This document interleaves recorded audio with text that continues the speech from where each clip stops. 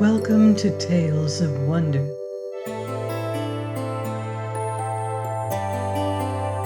I'm Mardell,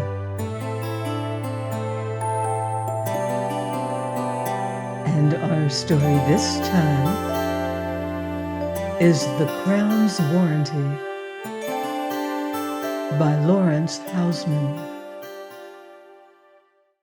500 years ago, or more, a king died, leaving two sons. One was the child of his first wife, and the other of his second, who, surviving him, became his widow. When the king was dying, he took off the royal crown which he wore, and set it upon the head of the elder born, the son of his first wife, and said to him, God is the Lord of the air and of the water and of the dry land. This gift cometh to thee from God. Be merciful over whatsoever thou holdest power, as God is. And saying these words, he laid his hands upon the heads of his two sons and died. Now this crown was no ordinary crown, for it was made of the gold brought by the wise men of the East when they came to worship at Bethlehem. Every king that had worn it since then had reigned well and uprightly, and had been loved by all his people. But only to himself was it known what virtue lay in his crown. And every king at dying gave it to his son with the same words of blessing. So now the king's eldest son wore the crown, and his stepmother knew that her own son could not wear it while he lived. Therefore she looked on and said nothing. Now he was known to all the people of his country because of his right to the throne as the king's son, and his brother, the child of the second wife, was called the queen's son. But as yet they were both young, and cared little enough for crowns. After the king's death, the queen was made regent till the king's son should come to a full age.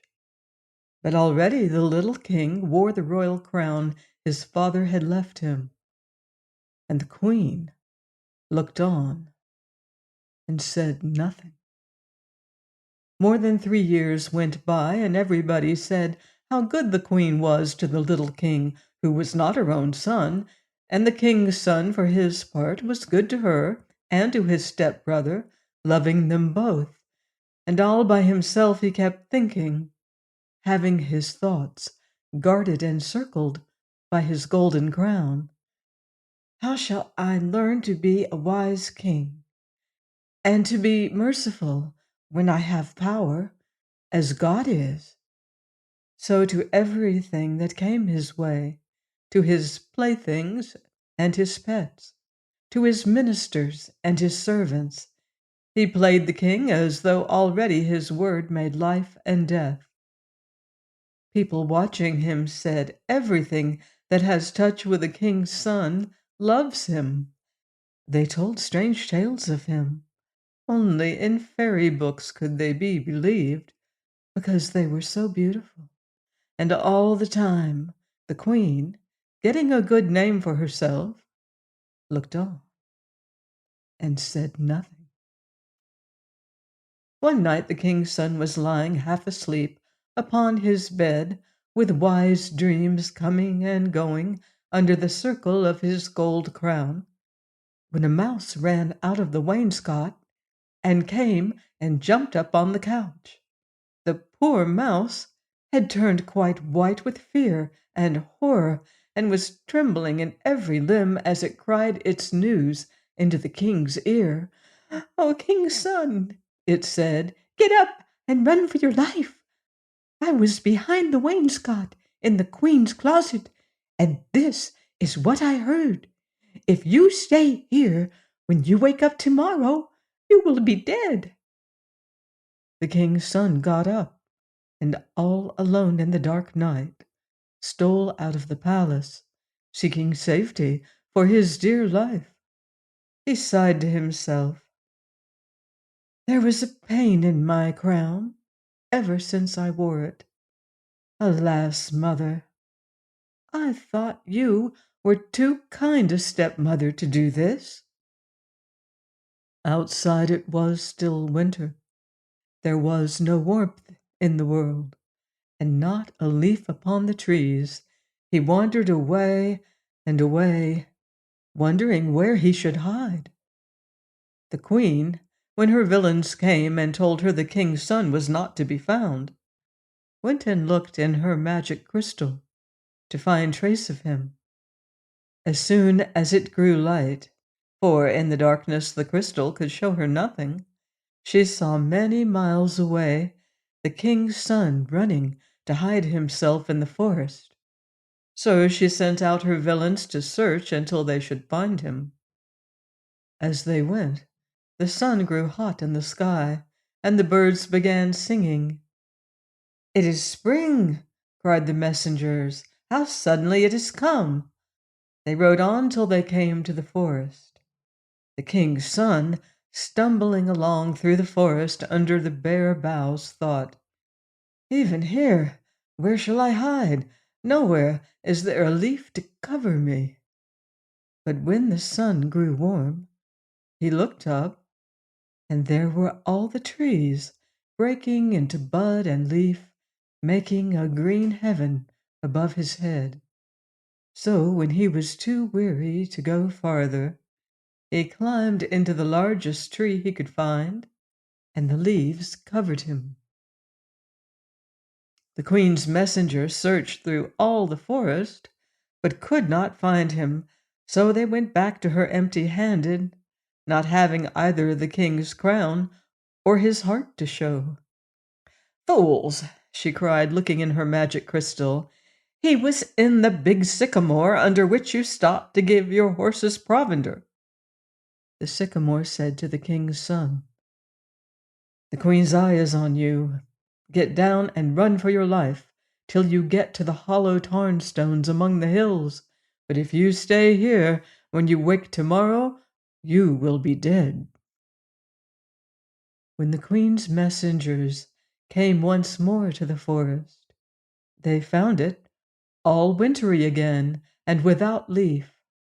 Only the sycamore was in full green, clapping its hands for joy in the keen and bitter air. The messengers searched and beat down the leaves, but the king's son was not there. They went back to the queen. She looked long in her magic crystal, but little could she see, for the king's son had hidden himself in a small cave beside the tarn stones, and into the darkness the crystal could not pry. Presently she saw a flight of birds crossing the blue, and every bird carried a few crumbs of bread in its beak. Then she ran and called to her villains, "Follow the birds, and they will take you to where the little wizard is, for they are carrying bread to feed him, and they are all heading for the tarn stones up in the hills."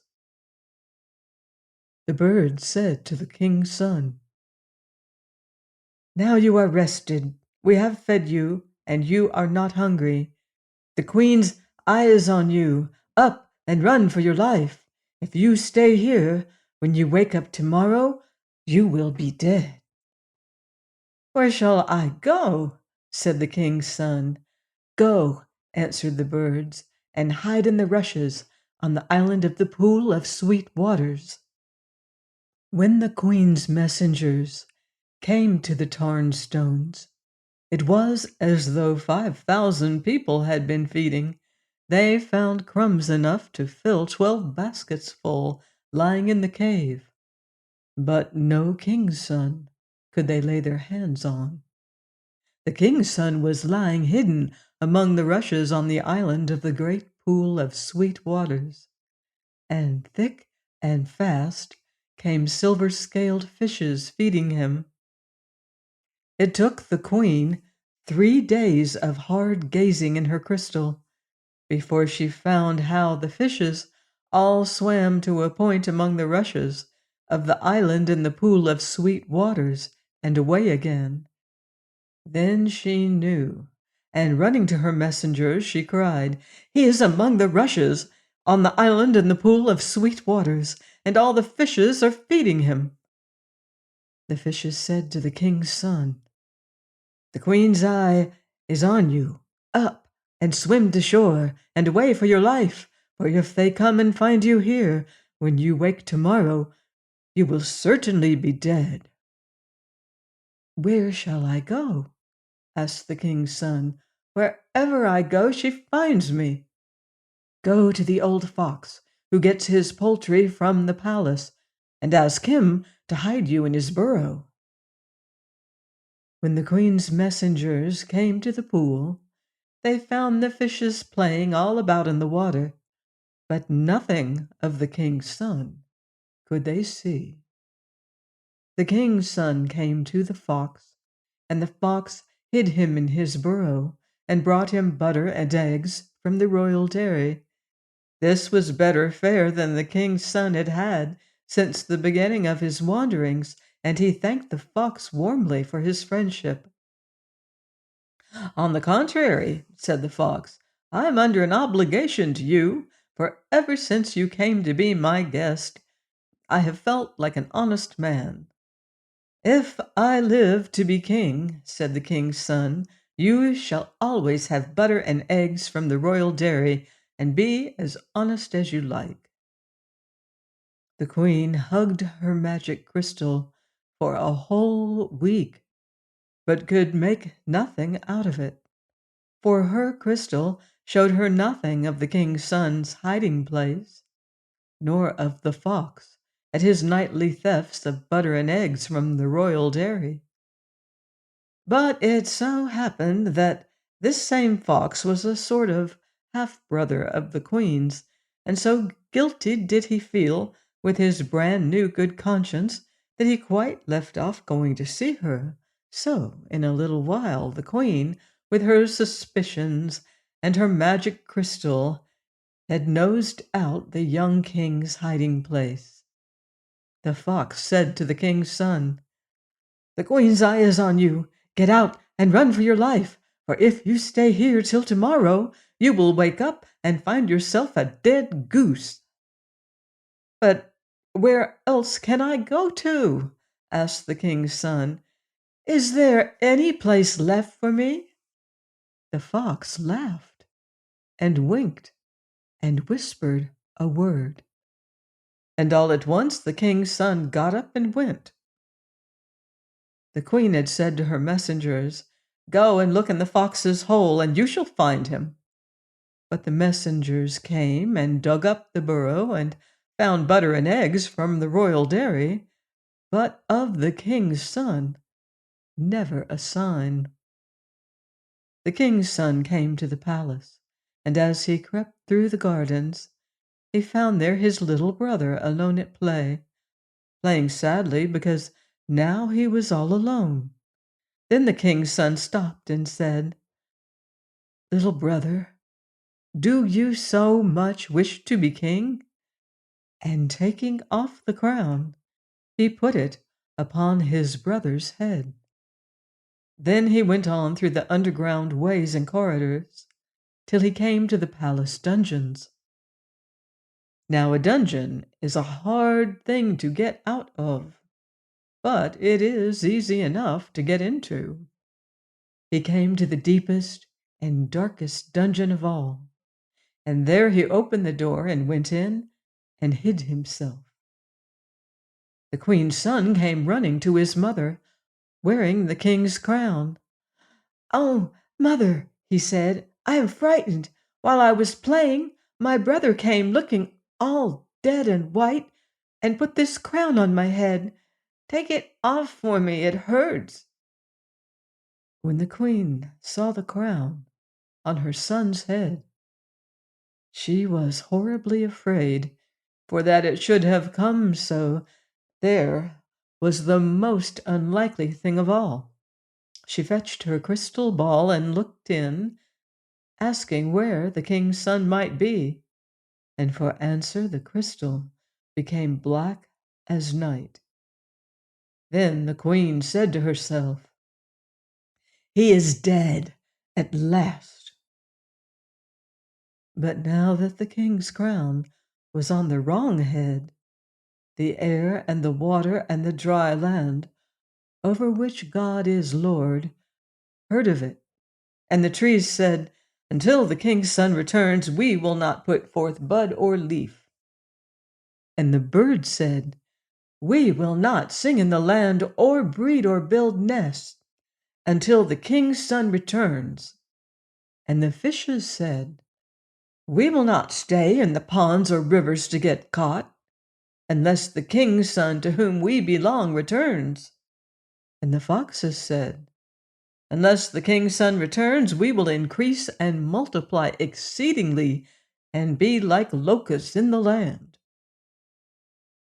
So all through that land, the trees, though it was spring, stayed as if it were midwinter, and all the fishes swam down to the sea, and all the birds flew over the sea away into other countries, and all the foxes increased and multiplied and became like locusts in the land.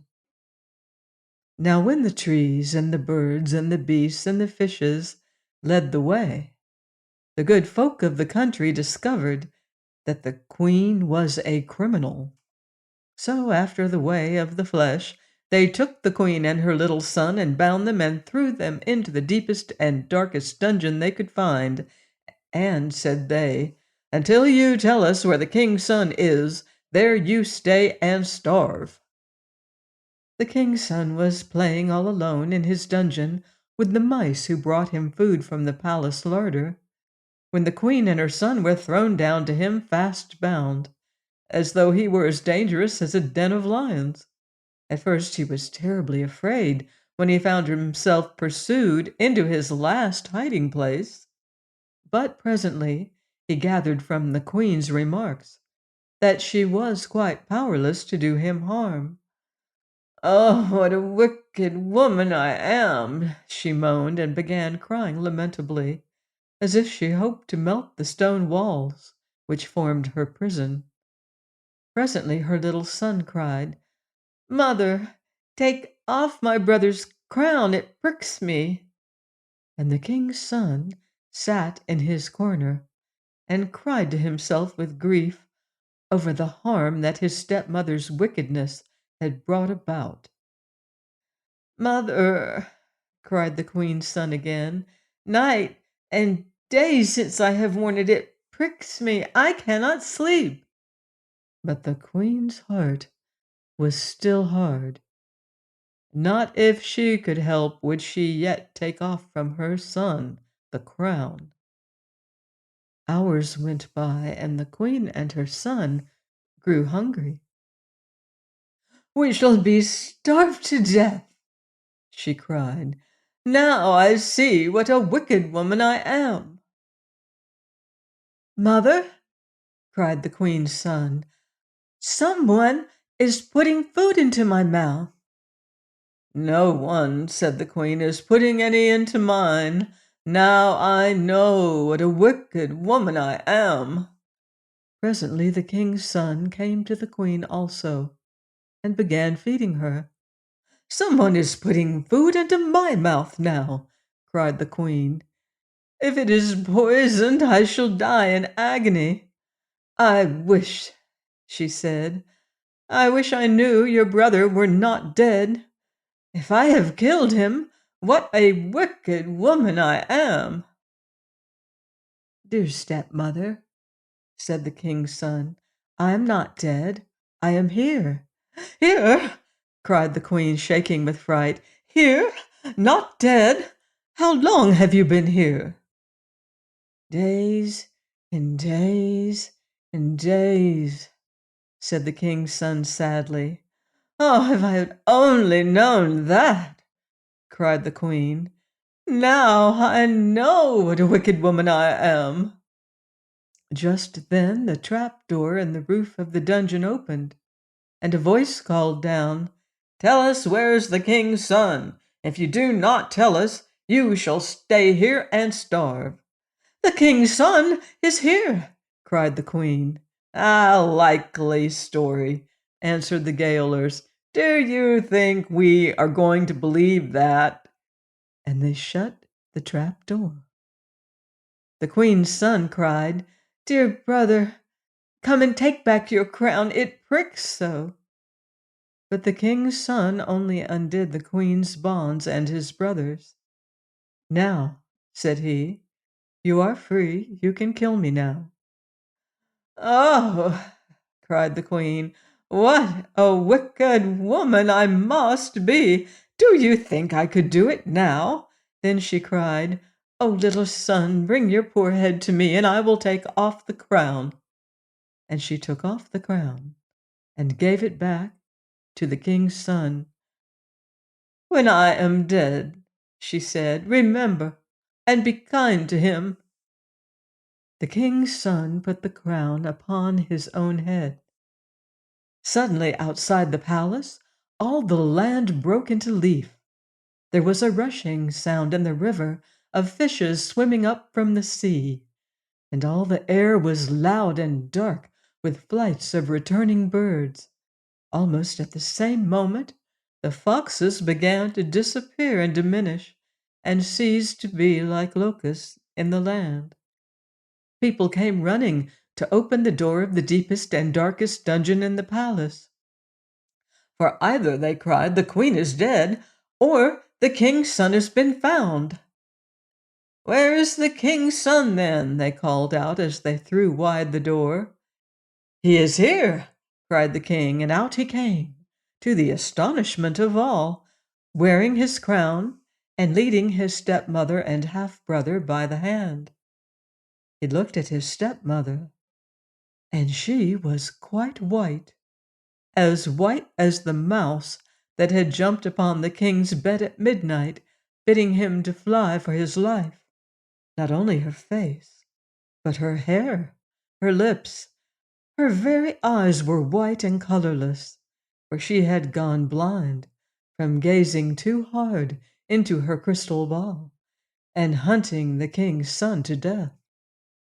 So she remained blind to the end of her days. But the king was more good to her than gold, and as for his brother, never did half-brothers love each other better than these. Therefore they all lived very happily together, and after a long time the queen learned to forget what a wicked woman she had been. Please join me next time for another enchanting story here on Tales of Wonder.